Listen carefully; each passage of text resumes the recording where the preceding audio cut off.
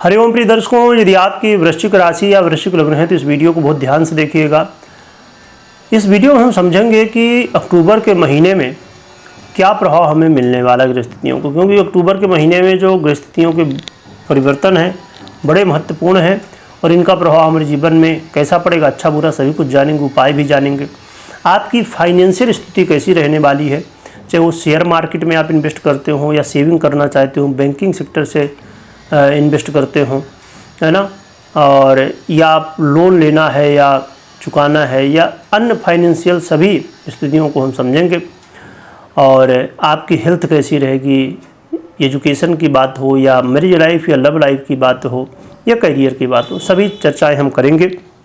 चलिए जानते हैं सबसे पहले ग्रहस्थितियों को और फिर समझेंगे कि उन ग्रहस्थितियों का क्या प्रभाव होगा। तो ग्रहस्थितियों की बात करें तो सूर्य का परिवर्तन 17 अक्टूबर को होने वाला है, जो कि तुला राशि में होगा। चंद्रमा का तो गोचर काल होता ही रहता है। बात करें मंगल की तो 27 अक्टूबर को मंगल का परिवर्तन वृश्चिक राशि में यानी कि आपकी ही राशि में होने वाला है।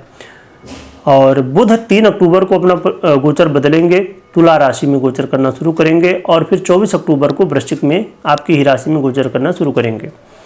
और बात करें देवगुरु बृहस्पति की तो 18 अक्टूबर को इनका गोचर बदलेगा और कर्क राशि में गोचर करेंगे। शुक्र 9 अक्टूबर को ही अपना राशि परिवर्तन करेंगे कन्या राशि में।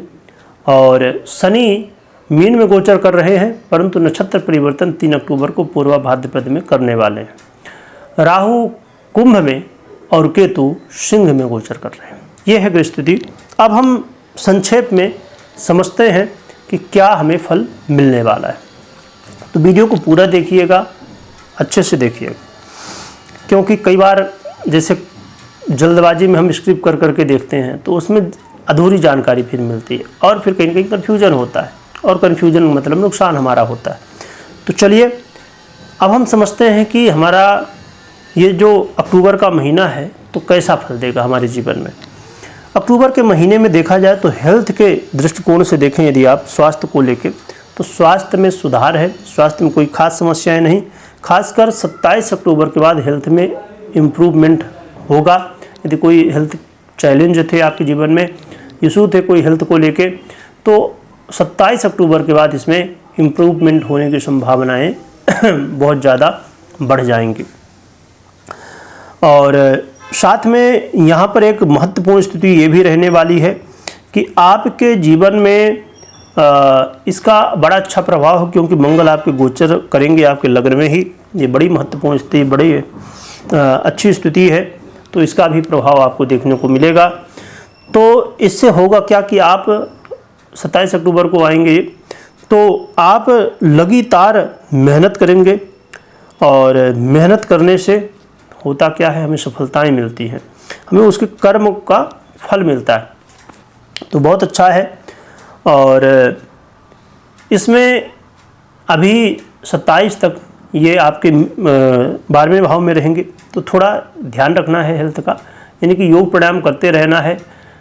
कोई बड़ा इशू तो नहीं है, परंतु हाँ थोड़ा जब 12वें भाव में है, आपके लग्नेश ही हैं, थोड़ी चिंताएं तो रहती हैं, कई बार थोड़ा बहुत समस्याएं हो जाती हैं, तो हमें सतर्क रहना है, योग प्राणायाम करते रहना, स्वास्थ्य का थोड़ा ध्यान रखना है। पर 27 के बाद अक्टूबर यहाँ पर इम्प्रूवमेंट दिखेगा।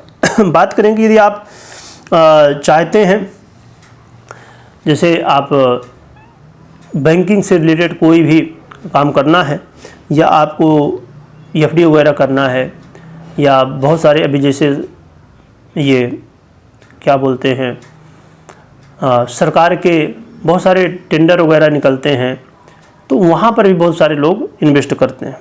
तो बैंक से रिलेटेड यदि आपको कोई सेविंग स्कीम करना है या किसी तरह, तो वो तो ठीक है, बढ़िया है।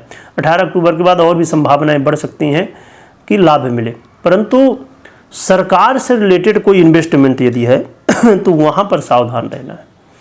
वहाँ पर नुकसान होने, खासकर 17 अक्टूबर के बाद नुकसान होने की संभावनाएं बढ़ सकती है। अभी 17 अक्टूबर तक, इसके पहले चीज़ें बेहतर हैं, आप कर सकते हैं यदि करना है तो।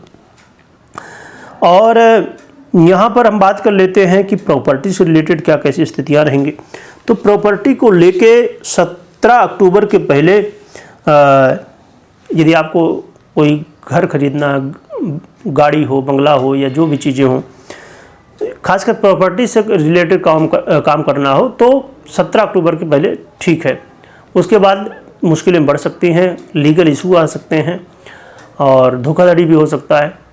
परंतु यदि गाड़ी लेना है या और लग्जरी की चीज़ें लेना है तो वहाँ पर 9 अक्टूबर से पहले ही यदि आपको कुछ करना है तो कर लेना चाहिए।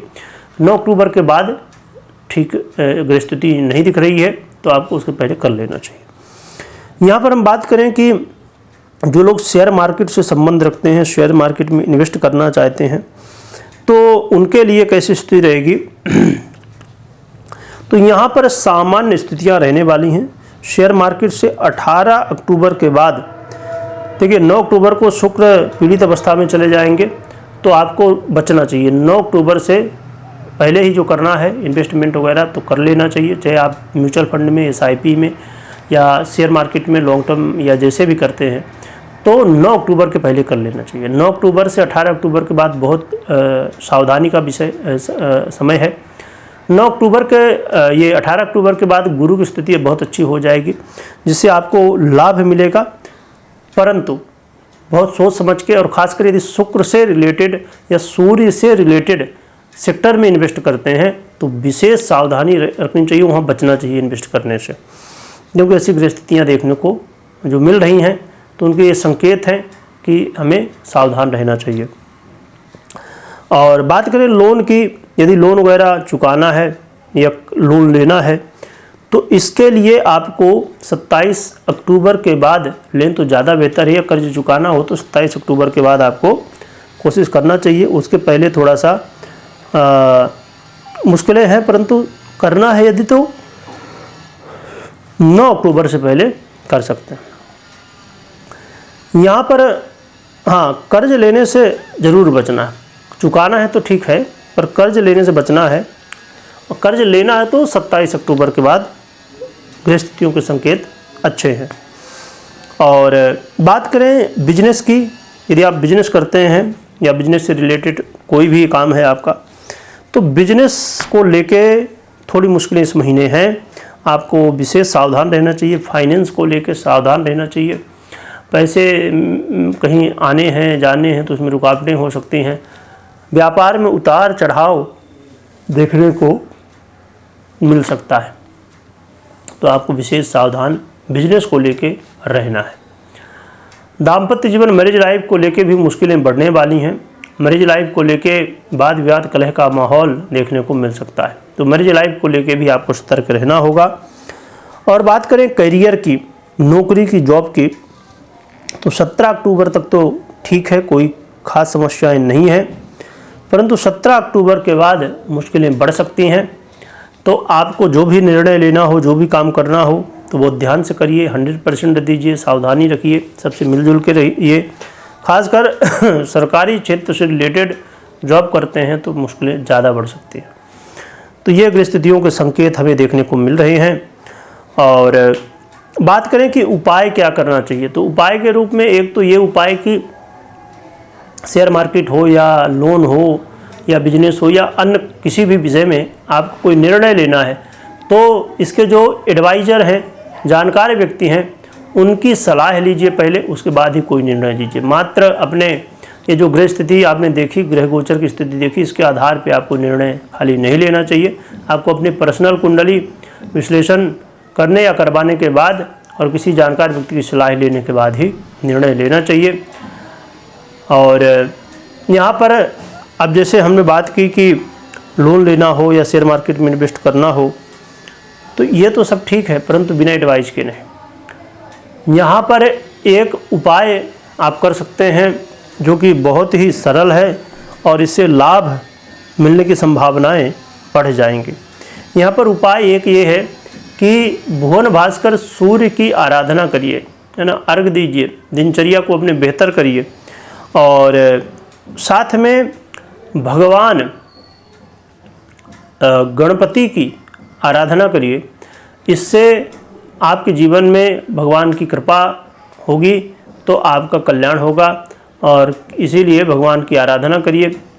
ओम गणपतये नमः या अन्य मंत्रों का जप कर सकते हैं, गणेश चतुर्थी का पाठ कर सकते हैं। और यदि आपके लिए संभव हो तो अर्चन भी कर सकते हैं भगवान गणपति का, तो अर्चन करने से भी लाभ मिलने की संभावनाएं बढ़ सकती हैं। तो फाइनेंस को लेकर थोड़ा चिंताएं इस महीने देखने को मिल सकती हैं, तो आपको सतर्क रहना चाहिए। बाकी आपको शेयर मार्केट में इन्वेस्ट करना हो या लोन वगैरह लेना हो या चुकाना हो, इंश्योरेंस वगैरह लेना हो, तो आपको और भी ऐसी महत्वपूर्ण फाइनेंस से रिलेटेड इस वीडियो के डिस्क्रिप्शन में लिंक आपको मिल जाएंगी, तो वहाँ आप देख सकते हैं, समझ सकते हैं। वीडियो देखने के लिए बहुत बहुत धन्यवाद।